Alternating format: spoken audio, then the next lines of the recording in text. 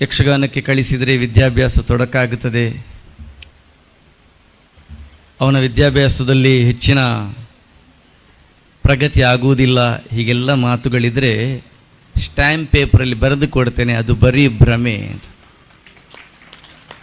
ಇವತ್ತಿಗೂ ಕೂಡ ಒಂದು ಸಾಂಸ್ಕೃತಿಕ ಜೀವನವನ್ನು ನಡೆಸುವವರು, ಸಂಸ್ಕಾರಯುತವಾಗಿ ತೊಡಗಿಸಿಕೊಳ್ಳುವವರು ಇದ್ದರೆ ಅದು ಯಕ್ಷಗಾನದ ಶಿಕ್ಷಣವನ್ನು ಪ್ರಾಥಮಿಕ ಹಾಗೂ ಪ್ರೌಢಶಾಲೆ ಹಂತಗಳಲ್ಲಿ ಪಡೆದು ಆಮೇಲೆ ಉನ್ನತ ಶಿಕ್ಷಣವನ್ನು ಪಡೆದವರು. ಅವರ ಭಾಷೆಯಾಗಿರಲಿ, ಅವರ ಭಾವವಾಗಿರಲಿ ಅದು ಸ್ವಚ್ಛವಾಗಿರ್ತದೆ. ಅವರಿಗೆ ರಾಮ ಯಾರು ಅಂತ ಗೊತ್ತಿರ್ತದೆ, ಸೀತೆ ಯಾರು ಅಂತ ಗೊತ್ತಿರ್ತದೆ, ರಾವಣನ ಹಾಗಿದ್ದರೆ ಏನಾಗುತ್ತದೆ ಅಂತ ಗೊತ್ತಿರ್ತದೆ, ಕೀಚಕನಾಗಿದ್ದರೆ ಕಂಸನಾಗಿದ್ದರೆ ಏನಾಗಿರ್ತದೆ ಅಂತ ಗೊತ್ತಿರ್ತದೆ. ಹಾಗಾಗಿ